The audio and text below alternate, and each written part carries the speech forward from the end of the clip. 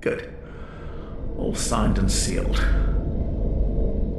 Now, let's begin the transfusion. Oh, don't you worry.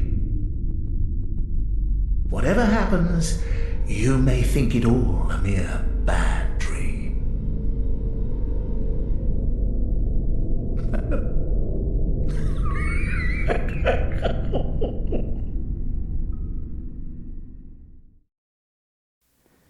Hey everybody, welcome to Spooky CD-ROM. I'm your host Vincent Thomas Shore, and today we're going to be talking about Bloodborne, and I'm going to have a bunch of fun footage highlighted from my last few play sessions. Just show you some of the fun I had during the end, or my favorite parts during the end.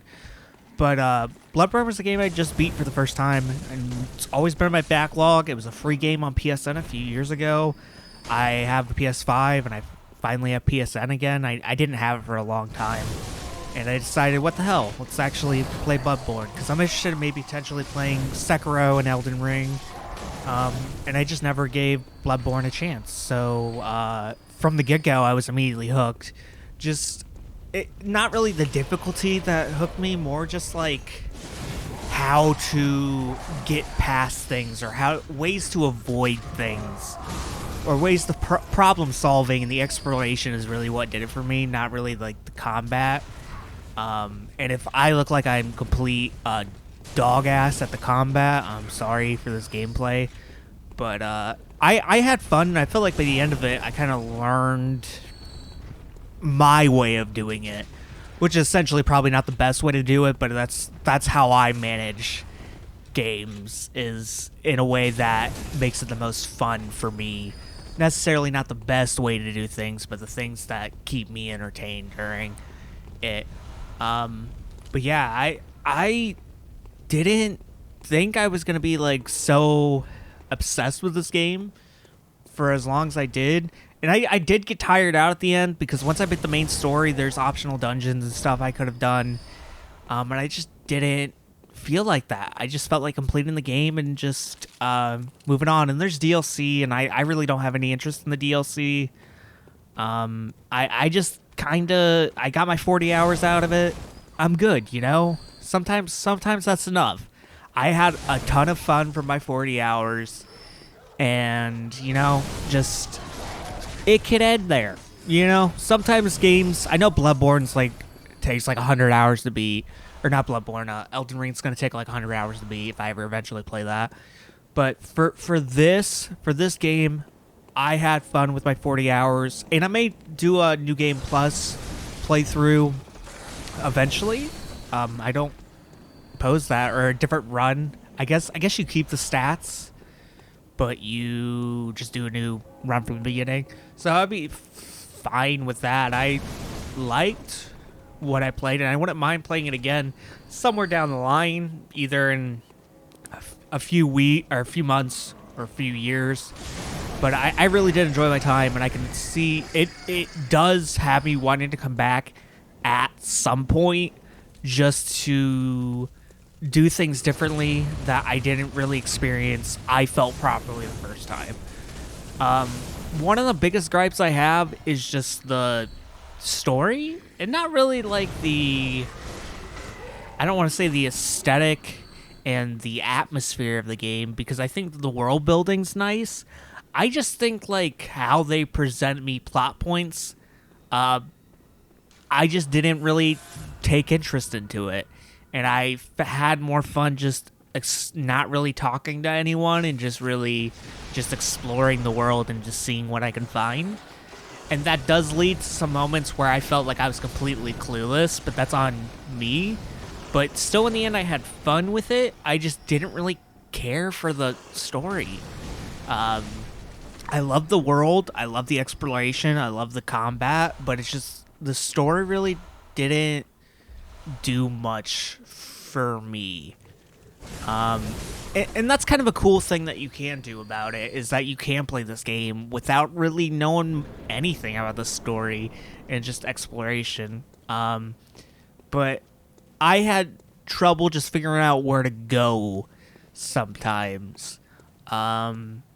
Not a majority of it, but maybe after a boss I would get lost, and there would be no direction on what I was supposed to do, and I would kind of be confused. Like after this boss sequence right here with all the Mr. Meeseeks looking dudes, there's a window that you have to break, and I had no idea that it was a breakable window. I don't know if there's a clue given or you're just supposed to guess, but I had no idea that you're supposed to break the window and go on to the next boss through there. But just things like I like the idea that exists, but I also don't, because I just feel like there's no indication for me to get there. But also, like, that's kind of the cool part, is that it is kind of like a secret thing. Yeah, it's kind of reminds me how I felt sometimes when playing Legend of Zelda, like the original one for the NES. I played that late last year for the first time. I beat it. And sometimes I was just completely clueless on like what I'm supposed to be doing, and guides help. There's nothing that a guide couldn't fix in this game that I was completely clueless about. There's only one boss that I felt was a little bit too much, and it was an optional one at a castle. I forget the dude's name, but I played it a couple times, and I'm like, I'm not enjoying this boss, and I just never finished it. That was the only time where I felt like a boss was a bit too much, or something was too much. I think the save points are pretty decent. They could be like closer, but I think for this game, what it is, it's fine enough. Like, I had fun with the challenge. There are bosses in this game that I thought were ridiculously hard, especially the first one. I thought never in a million years was I ever going to beat it, because I died to it twice immediately. And then somehow you find a way, and you learn the strategies, you find a way, and it's really cool. That's what I love. Like, the bosses are fun. They're not my favorite thing about it. There are some cooler bosses. Like, I like Rom the spider. He's cool. He spits out other spiders and energy, and you have to fight him, and he disappears and comes back and spits out more waves of energy. I thought that was a cool boss battle. There's one later on where the dude kind of teleports all over the place. You have to catch him, chase him. That one I also found kind of fun, but I just thought like the boss battle went on too long itself. And I think the ability to summon both AI and other players into your game is a really good thing. I never thought...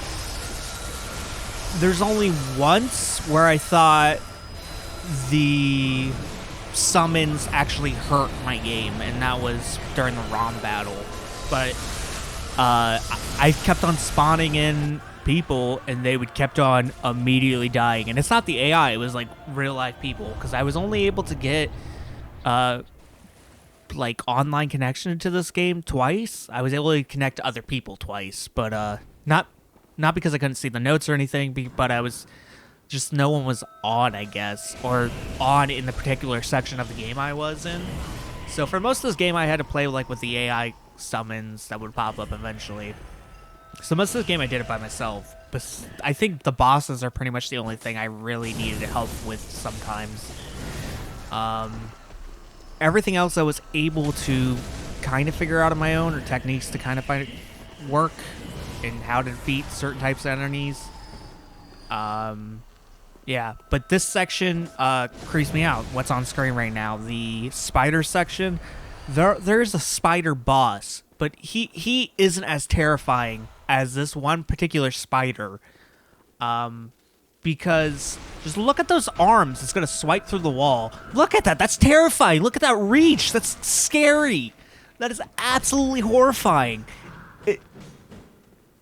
There are a lot of enemies that seem to like go through walls in this game, or be able to hit through walls, or they can't go through a certain corridor. Like in the beginning of the game, these two wolves that can't go through the certain door frame because they're too big. You can slice them there. You can exploit it. Like what I'm doing with the spider right now, is just he can't fit through, so I'm just going up and slicing him before he's doing his attack, and then I'll dodge back, or I'll just get hit, like the idiot I am. But yeah, it's just I don't like that they could swipe through the walls, but I also like the exploits are in place. I know it's like a cheaty thing, but I kind of like that. that I don't know. There's a kind of charm to it that works. And it's not because it's an exploit. It's because it's just like, yeah, the spider wouldn't be able to go through the door frame, but he also wouldn't really be smart enough to like do anything else about it. He would just continue to do the same thing he was doing. So maybe like not having him slide through the door, but it still keeps the challenge. You could still die to it. So yeah, this boss battle was hard. This is probably the most I raged during a boss battle. It is fun. It's very creative. This puppet master dude you have to chase around that disappears later on. He has these energy attacks. In the beginning, it's just a tentacle. The tentacle is fine. I also have the tentacle move.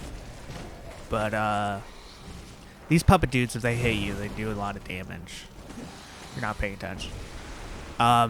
Yeah, this boss took me like 6 or 7 times. And by the end, I was so excited that I beat him. That was like one of the most rewarding things in this game, was just beating this dude, because it just felt like I could never... I could get through the first phase so easy. So like this phase right here, I thought was like fine. I beat it on my first time. I completely had no problem with it. But the second phase with those energy bursts that he does, I just couldn't get ahead. It just wasn't happening for me. I like to use this kind of cheap move where you use the Executioner Glove. But the tentacle's good, but I just feel like the range sometimes I'm just angled weird, so it just doesn't hit them. The auto lock on the Executioner Glove is great, and I think it does a little bit more damage, even though it does take up a lot more ammo.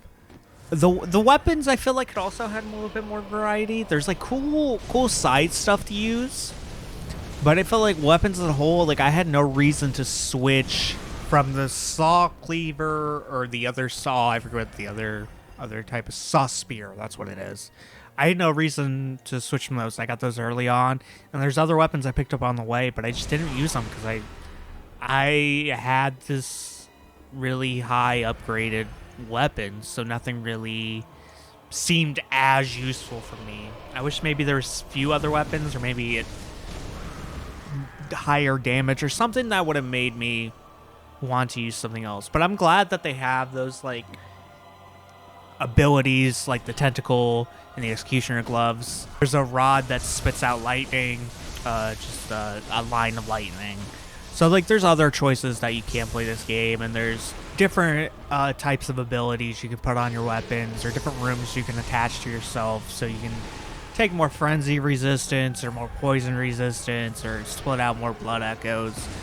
The blood echo system is the thing I enjoyed the most, because it definitely gave me like what I love about roguelikes so much. It's just like having that currency and being able to lose it so easily and not get it back, but also to like redeem yourself, go back to where you were, pick up the blood echoes that you left, or killed the enemy that killed you and is holding your blood echoes. That's something that really worked, and I don't know if any other FromSoft game has that aspect, but that was something I really loved through the entire playthrough, because it was always like gambling a little bit. So if like I had like 50,000 blood echoes, I could go ahead and see if I can like maybe get more, so I can upgrade maybe twice, because maybe it costs like 30,000 to upgrade at that time when I'm leveled up, or something like that. I could try to get more so I can upgrade more, but it's also a risk because there might be higher enemies and they might kill me and I may not get my blood echoes back. So I always liked that aspect of it. Just be able to, the risk reward part I thought was really fun. It always kept an interesting pace. And there was times I would completely lose my blood echoes. I would lose like 30,000 worth or 40,000 worth and never get it back, and I would feel like a dumbass. But there's times where I would take a risk and it would go off really, really well. This was the moment I was shouting on my couch because I was so excited to beat that boss. I was so excited. My girlfriend looked at me like I was completely insane, but it was just a cathartic moment. Finally being able to get past that part. This boss, I kind of felt like it was Resident Evil-ish.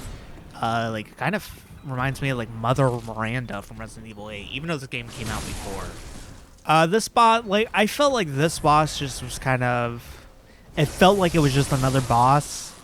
It didn't, some of these bosses, I think they played their hand too soon, or like there needed to be a boss there, so they just kind of like thought of something and put it there. Yeah, this one's not really my favorite. It's not super challenging. I did die twice to it, but it didn't, I don't know, I felt like they tried to make the end of the game hard sometimes by just giving people larger reach. So like at the end of the game, I honestly was expecting just to be some like really tall dude, or just a normal sized dude with really long arms, and he could swipe at you. That's what I thought like the final boss was gonna be, just because stuff like this where it's just like the whole entire thing is just because it has more reaching and hit you from that far away. This is also one of the bosses where I felt like it probably has more of a story that I have no idea about, and it's probably really important in that story, but I did not care enough. My character did not want to learn anything. He just wanted to go around and collect blood echoes and do flips and electrocute people and set them on fire. My character's name was Dracula 2, by the way. He's the second Dracula.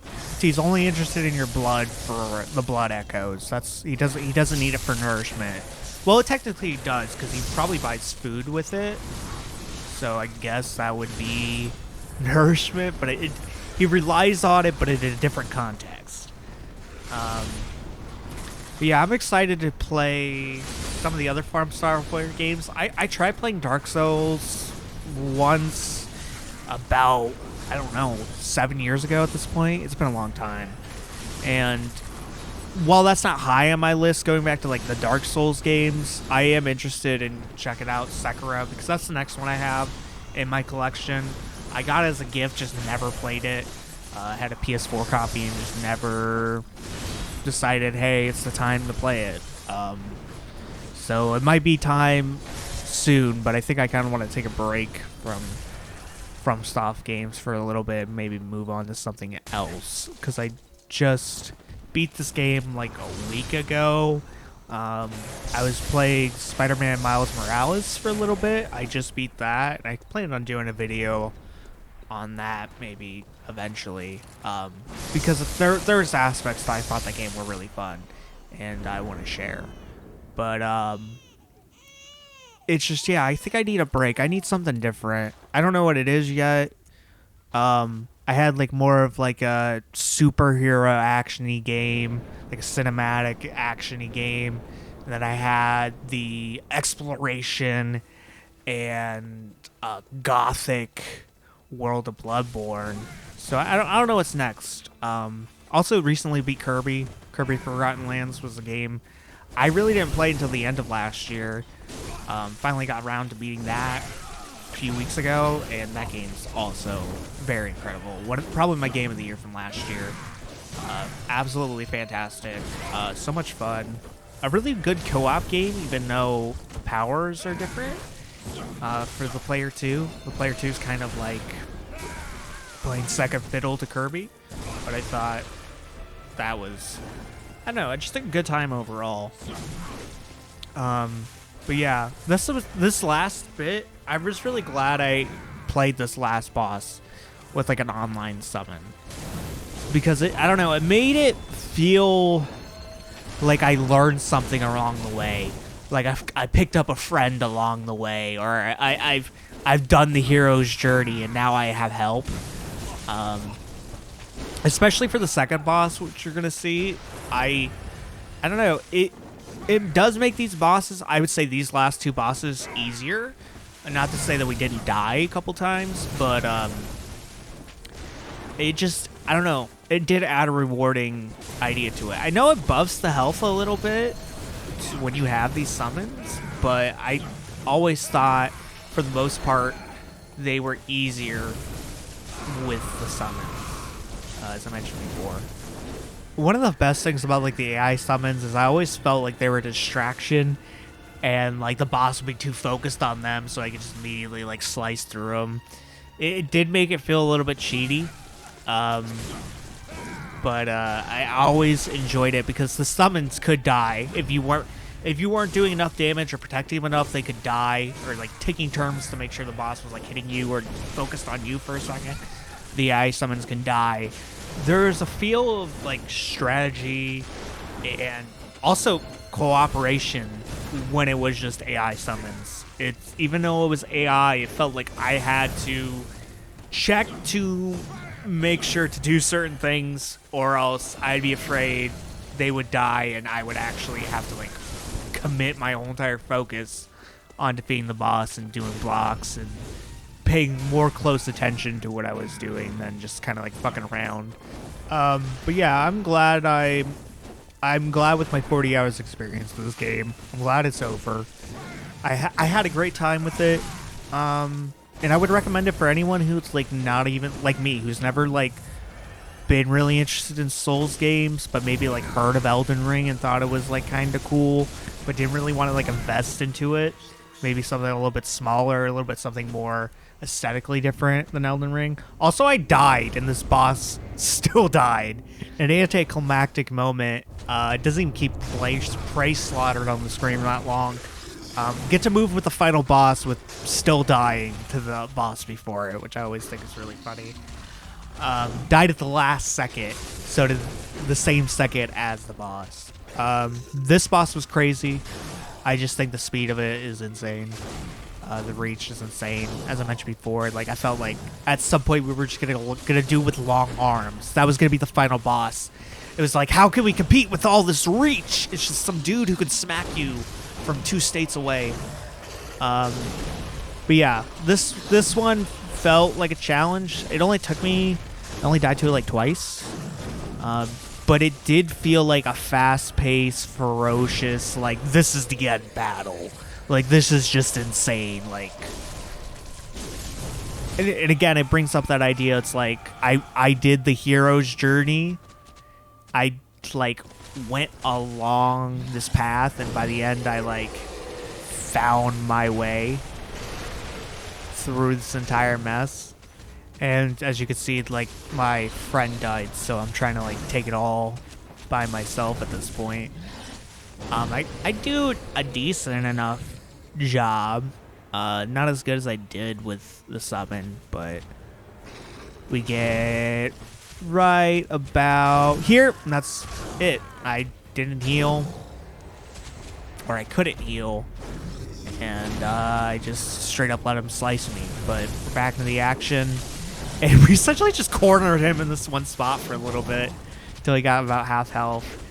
That's one of the things I love about Bloodborne, is sometimes just enemies, you could just corner them, and it's just like the most cathartic feeling. Like, it just feels like the best thing possible, because you could just slice through it and you feel like just like such a boss. But we're getting to the end segment of this. And I was like, oh, are we going to do it? Because I couldn't heal. And then finally, I thought I was going to get hit, but somehow I was far away enough to get to heal. We're in the like last teeny bit of health that he has. And he goes down. Boom. I get that critical, which I was not expecting at all. I don't know if he hit him and gave it, or he shot him and gave him critical. But just that final moment of sitting down in the flowers with your new bud you made at the end of this ridiculous journey is just something that I'll cherish forever. But yeah, I love Bloodborne. I definitely recommend you play it. I hope you guys enjoyed this new post-commentary thing I'm doing, where I kind of like share what I like about a thing, kind of talk about it and ramble a little bit, do more like a podcasty experience. But if you enjoyed this video, please subscribe. You can find Spooky CD-ROM on Instagram and TikTok at Spooky CD-ROM. Until next time, guys, I'm Vincent. See you, boyos.